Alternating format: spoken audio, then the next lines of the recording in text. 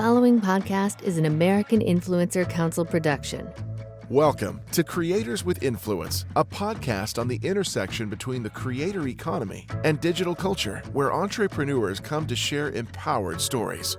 Qianna Smith Bruneteau is a creator advocate, champion of lifelong learning, and movement maker. Karston Tannis, known as Skinny Was Here, is a solopreneur, internationally recognized multimedia creator, and a promoter of creative inclusivity. Together, they are your hosts. Hey Qianna, welcome back to another episode of Creators with Influence. We're doing it again. How are you today? Good. It's always a pleasure to see my co-host. Likewise. And today we have a very special guest. Yeah, we have Deja Foxx. And before I get into it, I want to share a quote. Some people look at things and ask why. I dream of things that never were and ask why not. I stumbled on this quote from JFK in high school, and I always come back to it.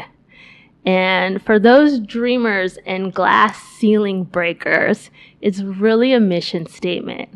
And this quote makes me think of Deja Foxx. She's such a trailblazer. It's truly awesome to see, someone so young with such a vision. And I bring up this quote because she's truly asking why. And at 21, she's a self-proclaimed future POTUS, which I just love. She's at Columbia University in the city, and she's founder of GenZ Girl Gang. How fun of a name brand is that? And she's the former influencer surrogate strategist for Vice President Kamala Harris. I mean, OMG. Yeah, this girl is doing it. Without further ado, let's introduce Deja Foxx, everybody. Thanks for joining us. Thanks for the intro. Of course. I'm flattered. Super hard to follow in your footsteps for anyone at your age, but I love the work you're putting in and what you're trying to do, balancing school and starting your own business and your brand. We got to get into this. Yeah, there's definitely a lot of aspects, but I'm excited. a lot of juggling, but that's what it takes. Yeah. And I think that's reflective of my generation. I think we're all doing a little bit of everything. 100%. Well, speaking of the generation, right? Like, I think that one thing that definitely stands out was your age and how you're able to accomplish so many things, So we talk a lot about finding our purpose here. Can you tell us how you found your purpose? Yeah, that's a big question. And, I am only 21. So let's be clear, my purpose is probably evolving in a little bit here. But I've always thought that question of what do you want to be when you grow up didn't really fit me in the way that I saw it fitting other people. And I think as I've tried out things, right, I've worked as a strategist for PACs and for candidates. I've been a student. I'm a founder, right? I've worked with huge brands like Nike and Mac.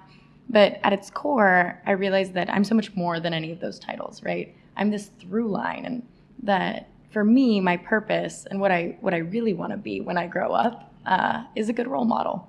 And I think that social media has really allowed me the opportunity to be that, right? To model that you can be all of these things at once, and that you can make mistakes, that you can try again, and that you can be imperfect. And I think that that's sort of who I am, what I aspire to be. It's just a good role model. It's amazing. I love that. I mean, social media gives you a platform, and a lot of people don't realize, what that comes with. And it's a lot of responsibility. That's absolutely right, yeah. And, you can grow this following, but this following holds you to, a high expectation. And, it comes with so much. And I love that, you saying that you want to be a role model. People are listening to what you have to say, and you have a lot of young girls looking up to you. Yeah, that's right. And what you were saying about building this brand and a lot of responsibility coming with having a following, having a platform is absolutely right. And one thing I want to uplift about my journey as someone who's built this sort of community online is that I didn't really choose it. It actually in some ways chose me. My first viral moment was when I was 16 years old. And it was a video of me at a town hall with my senator at the time talking about birth control access. And I didn't record it. I didn't even post it. And when I woke up the next morning, 18 million people had seen it, right? I was on CNN the next day and then lobbying on Capitol Hill. The same thing happened to me when I was 19. A video that I had done months later, someone with, I think they had like 500 followers on Twitter, took a clip of it, put it out, and that clip blew up, went viral. And I gained like 10,000 followers on Instagram that night, all in my freshman year of college, right? And so these viral moments really are what have like catapulted me into the spotlight. And neither time was I ready. Neither time did I choose it. And so I think in some ways I'm in a unique position there. But I recognize all the same the responsibility that comes with it, that comes with that visibility. And I think something that I tend to do is default to perfect, right? Trying to hold myself to this perfect standard. But what I've realized is that perfect people in this day and age, right, when everything is recorded, are just good liars, and I'm not. Wow. I've never been, and I think that in truth, to be a good role model is not to be perfect, right? But to show up imperfectly, because that's really when people can see themselves in me. And I think that that's at the core of what I want to do and my mission, and it's worth more than being perfect. I think one thing that stands out is obviously your passion for the people, right? Yeah. And, we have a common thread with a lot of the guests that we've been interviewing where they grew because they were in it for their community and not necessarily like for their own personal gain. The moment that you had where you're standing up to the senators, like that wasn't planned. That was something that you felt deeply inside. But, just going back into that, we also know that you won awards for this, right? Can you tell us about some of the advocacy work that you are doing? Yeah, so I got my start when I was just 15.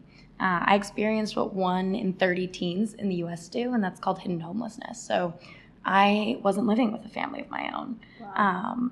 And it was through that lens that I first saw the way that the sex education in my school district in Arizona, which was last updated in the 80s, was literally built to disadvantage students like me, right, who didn't have parents at home to fill in these gaps. And so I started getting active, and I started telling my personal story at school board meetings, and then bringing my friends along to do the same. And it's this idea of relational organizing, right, that if I care about something, the people who care about me are going to care about it too, and that's how we create change that has permeated my understanding of how I mobilize my community online, right, that these are digital relationships that can create real change in politics, in the world, and in the lives of others. And so, it really was that grassroots organizing experience that has taught me how to use social media as a tool. But, that advocacy only grew. When I was 16, I had the viral moment with Planned Parenthood, and the Washington Post wrote an article calling me the new face of Planned Parenthood, which I've continued to work with them over the years. I won their Catalyst for Change Award here in New York.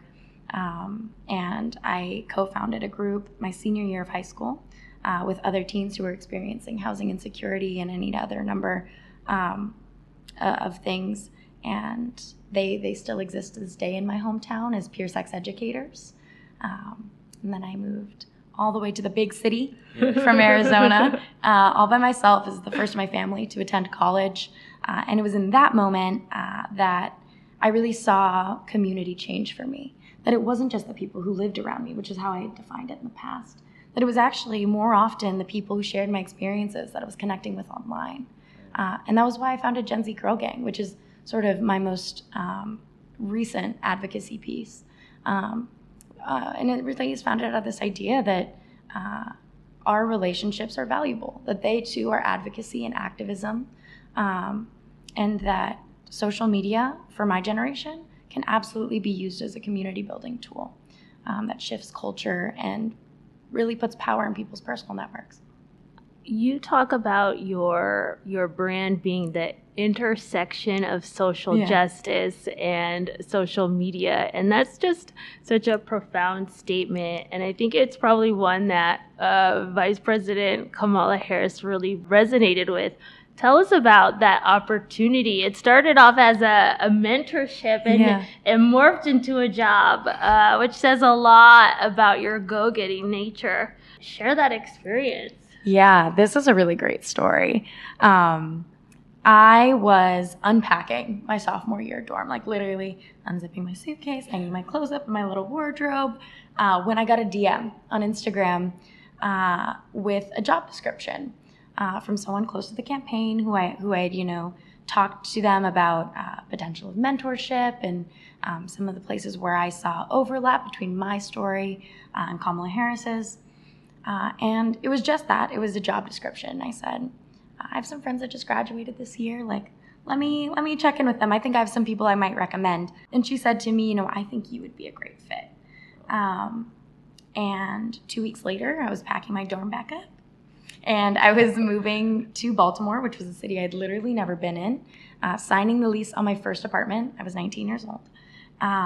And starting work at a job that didn't exist before I got there. On a campaign that also, so incredible. In hindsight, right, we're like, oh, well, she did great. But in hindsight, you have to remember, this was a huge leap. I was withdrawing from school as the first in my family to go to college. It's a big deal. And on top of that, there were 20 other candidates, right? It was a huge field. It was very competitive. And so, taking that jump in the primaries really was just that. It was a leap of faith, for sure. Wow. So awesome. Man, so what was that transition like from going from, because I personally love Arizona. There's parts of it that I like. I love going to Apache Lake or Apache Canyon. It's one of my favorite places. But how was that transition going from, the West Coast, being the first person in your family to attend college, and then now picking up and going to Baltimore, which is a city that, has its many facets of life as well. You know, how did you envision the trajectory of life after that? The thing that I learned on the campaign, and the thing that I'll carry with me, there were many, but one of the biggest lessons was to be fearless. I knew that school would be there. Columbia's been there since 17, whatever. It's going to be there when I get back, right? It was. 100%. And I have to say that I really hesitated to take that leap. I couldn't see past my nose in some ways. When I first got the job offer, I was thinking, how am I going to afford to move my things? How am I going to be able to find an apartment? What are people going to say about me? What are my peers going to think? And a piece of advice that a mentor gave me was to zoom out. And she reminded me in that moment that I'm writing this story, right? And that at the end of the day, this is my life. These are my choices that I'm going to have to live with. And when I zoomed out and I thought about what choice is going to make the best piece of my story, I knew immediately it was to take that leap and to go forward on the campaign. And I did. And I think the way that has changed my life trajectory and my understanding of what is possible is by allowing me to think bigger, to zoom out, and to really take advantage of the opportunities in front of me without being sort of tethered to the shore and afraid to take the leaps. And just in terms of activism, I think, your generation is so vocal and, so politically charged. Why do you think why did you feel, that calling, to stand up, the opportunity striked and you took it? How can you help motivate those who don't necessarily have the courage that you have?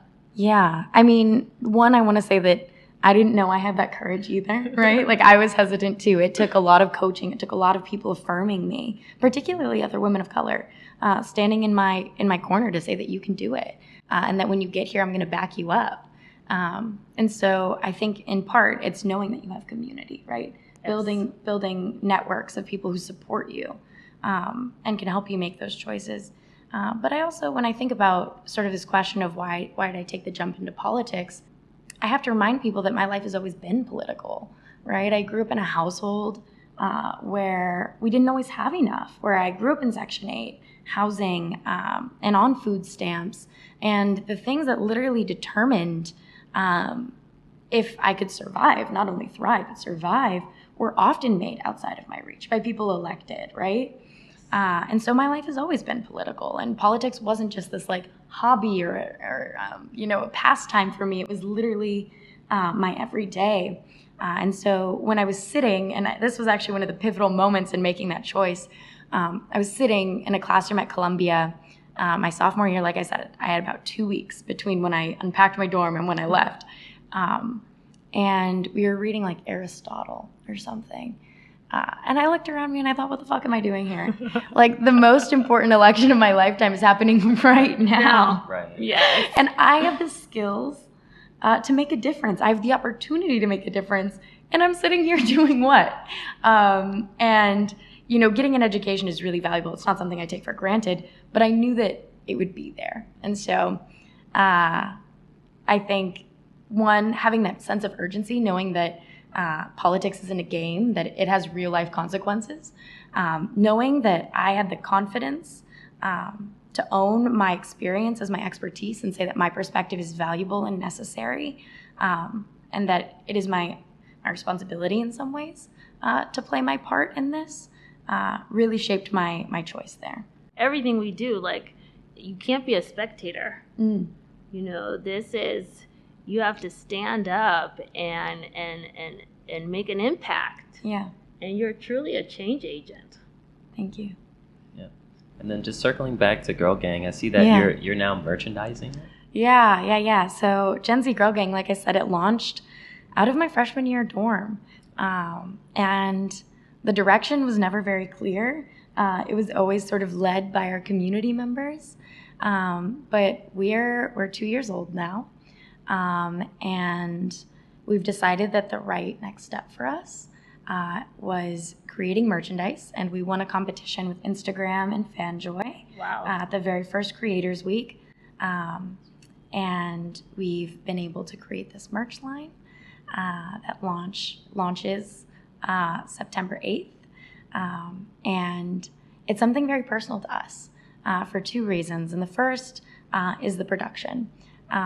Every bit of it is tied to who we are as a group, right? We have tanks that say things like sisterhood, but we also have a hoodie that on the back has notes from our leaders to our younger selves. Things like you'll find celebration or rest, and that you don't have to make yourself smaller for other people. We have a tote bag that says like hot girls heal, and has these messages about boundary setting, like saying no and knowing when to rest. And so the merchandise in and of itself is very personal. But it also is purpose-driven. All of the proceeds from it are being reinvested into our community in the form of micro grants and programming. And so in some ways, it's a model for how our community can tangibly support us in our work, so that way we can support them. And it's a creative way to do it. And I'm really, really excited for it. And it has been a labor of love. It has been really tough, but... I love it. And what, in terms of just the going through the process of making merchandise, we always tell creators, think about product development, because it's another revenue stream. And it's a great way to bring in incremental growth. And so it's exciting to see you expand your business in this capacity. Yeah, I mean, it's exciting for us too. It's something that, we hadn't considered, but definitely as we explore what it means to be creators, right? Not just as individuals, but as a collective. I think that things like merchandise are something a lot of people are considering. But one thing that I like about it is it's not just merchandise, right? It's actually like you said, the messaging behind it, and even where the proceeds go to, like it's thoughtful, and you've thought it out in more than one way. But I think one of the best things about branding, when I think about like even music and stuff, T-shirts and stickers, things like that, anything that spreads the message but also uplifting an entire community at the same time, I think that's so important and very compelling as well. Thank you. We're really proud of it, and like I said, it is very personal. They're literally our words. Love it. So and then as creators, we kind of take on an entire workload, right? Totally. While still trying to maintain a life or like anything personal. So like, how do you balance that all in your busy schedules? Yeah, I'm working on that piece for sure. But I always tell people, I think people look at me and they hear these things like activist, strategist, student, founder, and think, wow, she does it all. But the truth is, I don't do it all, right? I have teams of people who support me. I have an agent, a speaking agent, and one for digital. I have a team at GenZ Girl Gang behind me, right? And we support each other. So I think that the real truth of the matter is that, like, if you want to do 110%, you're going to have to delegate some. You're going to have to build communities around you. There's just no other way to grow, right? Like, you literally cannot do it all. And I don't. I wouldn't pretend I did. Yeah. And I think delegation is something a lot of people, I have a hard time delegating. Me too. Working on it. Yeah, working on it. I'm working on it for a decade. But I think that, being transparent and, saying that to your followers is important, because I think people aren't transparent enough, and they see the titles and they see the honors and they're like, I can never do that. Mm-hmm. But if you put your mind to it, you can achieve anything. And you said you were Section 8 and your story is just tremendous. And so I think a lot of people can, listen to your story and truly hear empowerment. You're a Filipina American. Yeah, that's right. And I think, you have a creator of color, and you're not a woman I would say no to. That's for sure. So I did have a quick question, just kind of circling back to 2020, right? It's such an interesting year, a very politically charged year. I want to say probably one of the most politically charged years of even my lifetime, Yeah. But I love what you said about politics. Like, everything that you do is affected by politics, right? Mm-hmm. Even if people don't want to accept that notion, or regardless of whatever political party, what's happening on Capitol Hill affects us all. Right? Absolutely. What do you think the effects or the impact of 2020 will be on the Gen Z? Yeah, I mean, wow, this is a big question. I give a lot of thought to it, right? Yeah. I spend a lot of time talking about my generation. And I think 2020 taught us one really big lesson in sort of two different ways for my generation. And the first thing I want to point out is we saw someone like Donald Trump get elected, right? It was completely unexpected. Yes. And the second piece is this pandemic, which threw us into complete uncertainty. And so I think one thing our generation is becoming really, really well adept at is handling uncertainty and the unexpected. And I follow that up by saying that I think our generation has seen sort of this mask get pulled back on authority, that people literally don't know what the fuck they're doing. Yeah. Like, people don't know what they're doing. So why not me is the question, right? That. Mm-hmm. And I think that's the question of Gen Z is why not me? And that is so powerful. It's empowering. We're also the first generation to grow up with phones in our hands at all time, that you could Google how to make a nonprofit, how to bake a cake, right? Like, there's nothing you can't learn how to do. And so the question, I think, that really is sitting with my generation after 2020 is why not me? And the United States will hold its 60th presidential election on November 5th, 2024. It's wild that it's already coming up so fast. So fast. There's no recovery time. So fast and furious. What are ways we can ensure youth are represented at the polls? I think that African Americans don't vote enough. Getting, seniors in high school to realize their responsibility is something that, we can all do more of, and making sure that, underrepresented communities don't feel left out. Mm-hmm. And I think there's just so much that can be done as we march towards this election, and making sure people realize that, your vote matters. Mm-hmm. It's so, so important. And I think communities of color really struggle with this. Yeah. And I think rightfully so in some ways. I think we really have to flip the narrative. Instead of saying, it's your fault because you didn't vote, we have to think the other way. And this is the organizer mindset, is how do we meet people where they're at? Why aren't they voting? And I think in large part that is because the people who we're talking about, young people, for example, aren't being spoken to, right? Their concerns are not being met. They're not being prioritized. And they're not being represented. And so I think we have to hold our political representation to account. They are elected leaders. They work for us. And they have to work for our votes. Our votes are earned. They're not to be expected. They are to be earned.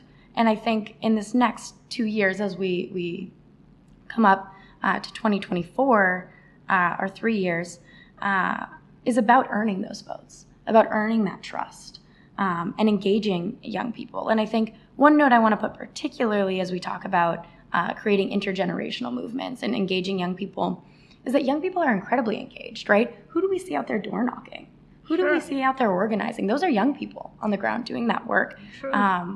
And what I would encourage as a next step there is that young people shouldn't just be the implementers.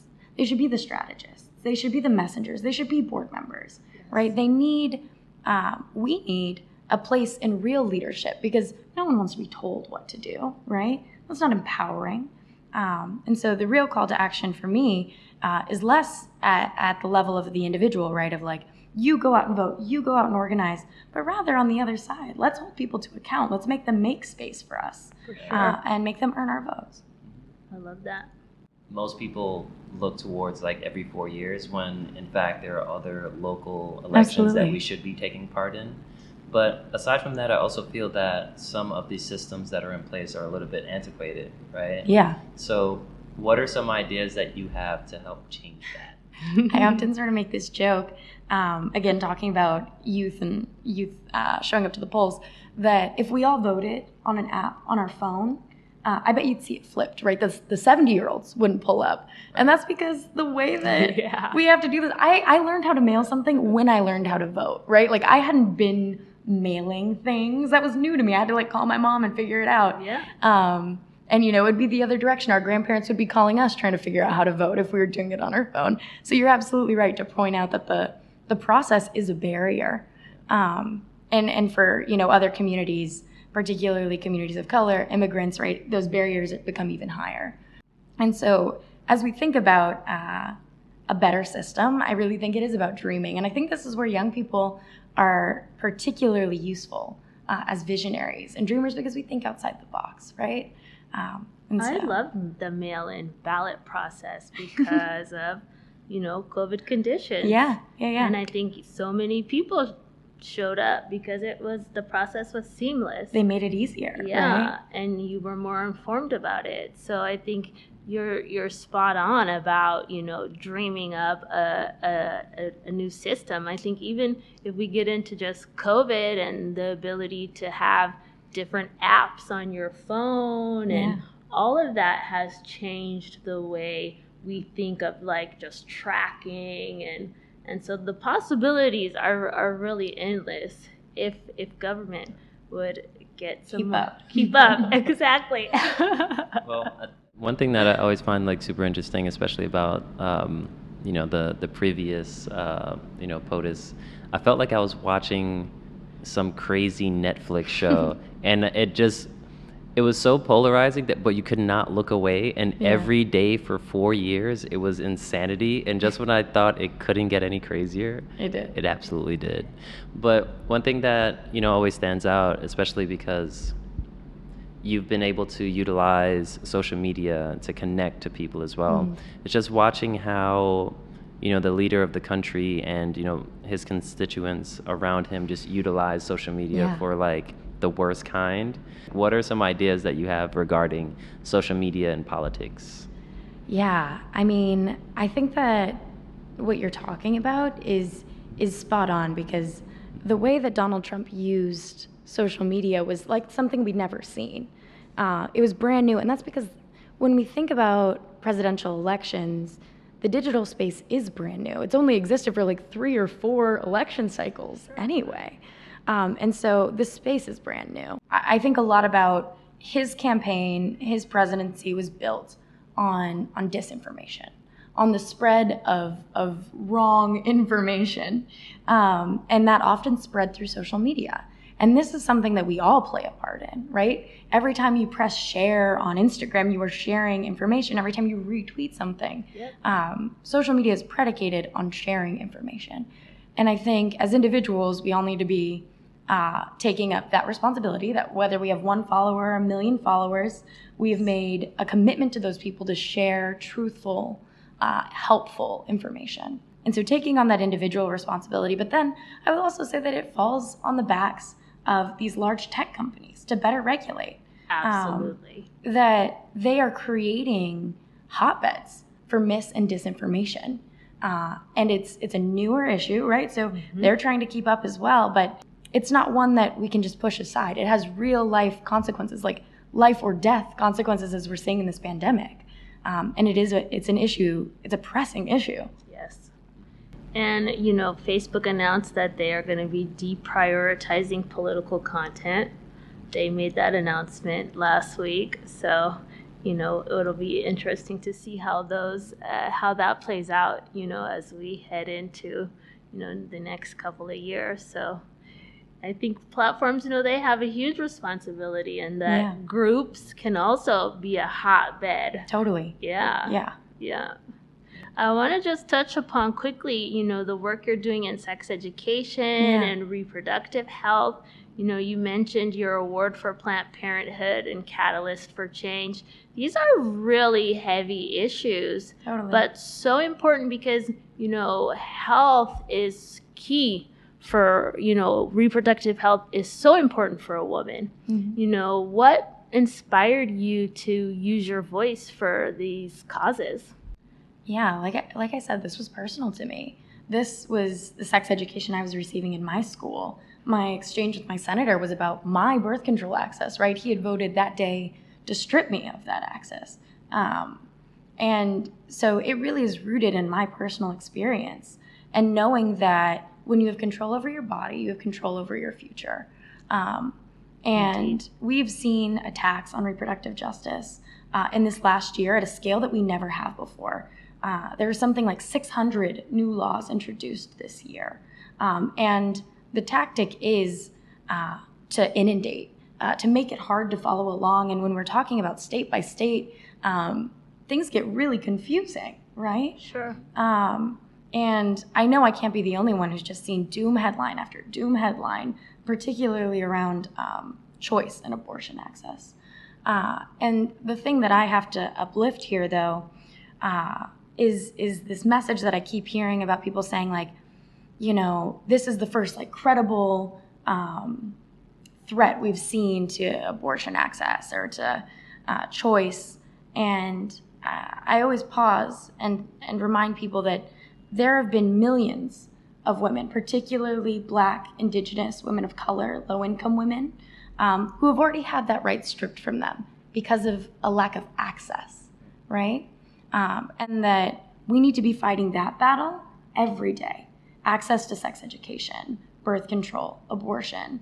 That it is about so much more than this legal status. Well, absolutely, we have to uphold that, right? That's the standard, but we also need to be thinking about the intricacies of people's everyday lives, right? Can they afford to take time off of work if there's a waiting period? Do they have transportation? Do they have someone to watch their children? These are the realities of people's lives, and we have to remember that this legislation, while yes, it's shrouded in legal jargon, has impacts on everyday people, and that's really where we need to focus, is on access. I love that you're behind this movement and, driving awareness. Yeah, I think agency is something that I talk about in so many ways, right? And it's not just about birth control access or sex education. Agency is something that I want the young women, particularly who follow me, to have in all spaces of their life, right? Whether that's making the choice to go on to higher education and be the first in your family to go to college, or to make the leap, to take that career jump, right? I want to embody what it means to be an agent of your own life. And I think that is a powerful message, and one that is deeply felt and needed. I love that you're vocal about this, because it's extraordinarily important that women are speaking about women's issues. Yeah. Totally agree. And I'll also say, I think it's incredibly important that people of all genders are talking about this, right? Yes. I've seen a lot of silence from men these last few days, which I don't appreciate, and while yes, I agree that the people most affected should be at the forefront, we should be uplifting their voices, I don't want to hear radio silence from the people who aren't affected, you know what I mean? So when we're talking about influence and how we use it, I think it's also important that people who aren't affected are doing that uplifting, that amplifying, right? Indeed. I love that that we're all able to mobilize social media in order to do that. We've seen in 2020 and up until now too, just so many social issues happening back to back. Yeah. And just seeing like the rallying from all corners, I think that was like awesome, especially when it's like groups that you didn't think would be allies in the space, but it's showing that there is love there, and at the basis of it, we're all human. But even just going back to what you said about most of the males that are in the legislature or just making these decisions on behalf of women, but also just seeing how quickly they did not want to wear a mask because it's their body, their right. I thought that was the most ironic thing to see. But what's your take on that too? Because again, it's like they're making decisions on your behalf until something like so minuscule affects them, and then all of a sudden it's all hell breaks loose. Right, and I think that really, it speaks to what's at the core of this, that it's not about women's health for them. It's about power, and it's about control. It really is so much deeper than any one issue, right? It's about maintaining the status quo. And I am living proof of that, right? That when I had access to the sex education I needed and the birth control I needed, I was able to become the first in my family to go to college, right? I was able to be the youngest presidential staffer across the 2020 presidential campaigns. Like, these were the things that empowered me to do this. And I think that the men, particularly Republican men in elected positions, know that, right? That if we all had access to the things we needed to make our own choices, that communities that they have not been supporting would be thriving. And would be thriving, exactly, right? Yeah. Would be taking their seats. And so every day, we have to fight against this system that is entrenched, or rather the people who hold power in this system, because it wasn't built for us. It was literally built to keep us down. And whether that's taking up space within the system or creating community-based alternatives completely outside of it, that's how we create communities that are thriving. And for me, something that's really important is creating communities that are defined by choice. And so that's really the vision, whether it's convincing politicians to help us get there, creating things outside of it. The vision is clear. Or forming your own girl gang. Or forming your girl gang. Absolutely, right? There's so much power in our personal networks, and we have the power to create communities around us that empower us to have those things and to have more choices and more opportunity. And there is a lot of power in community, for sure. And just in closing, what's your long-term vision? You're at Columbia. You're going to be graduating. Where are we going to see Deja Foxx in 5 years? Well, I'll say that in the short term, I really have a goal as I finish out college to have a lot of fun. I hope that when I say that, it gives other people permission, particularly other women of color, to take that load off and be like, I deserve to have these experiences. I deserve to have fun. So that's my priority right now. And I say that without any shame. But you should. You're in New York City. Better enjoy these moments. I worked my ass off to get to college, and I'm going to enjoy it. And so, but when I think long term, when I think vision, I alluded to this earlier, my vision for this world is one that is defined by choice, one where people have the choice not only if and when to have children, right, but to raise them in healthy and thriving communities that are free from family separation or police violence or food insecurity, right, where people and communities are empowered by choice to reach their full potential. That's my vision for the world. My vision for myself, like I said, is to be a good role model, to do my personal best and to do it publicly, and to empower the people around me to do the same, because I believe that's how we create sustainable movements, is when we invest in the people around us, because we're going to lose. I've lost some elections. I've lost some things, some fights, but when we invest in people, we can't lose. So. Thank you so much, Deja. It has been phenomenal. Thank you. Thanks for having me. To hear your story and get to know you a little bit better. You've got, Karston and I are definitely champions of yours. So yeah, no, this is it's like mesmerizing to hear the fact that you're changing lives of many, and also advocating for so many people on your behalf while doing that. I think that's just a special trait, so thank you for sharing that energy with us. Yes. Thank you. And I know we started with a quote, so I actually want to end with one. Please. Kamala Harris's mom would always tell her, you will be the first to do many things, but don't be the last. And I think that really resonates with me, and I appreciate you uplifting that, because that really is the goal, right? So thank you for sharing your space with me as well. And tell us where our listeners can find you on social. Yeah, you can find me on any platform.